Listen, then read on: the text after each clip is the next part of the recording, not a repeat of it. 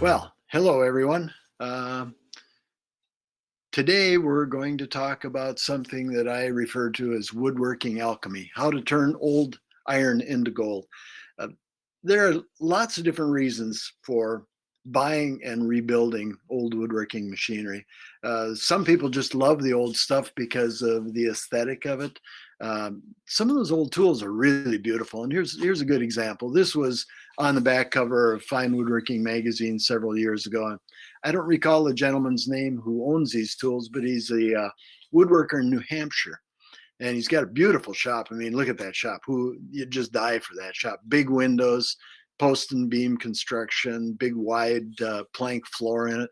Gorgeous shop, and he has it filled with old woodworking machinery, and a lot of it he uses every day. Some of it is in the process of being restored. And this was just a picture that I really like because bandsaws are my favorite tool.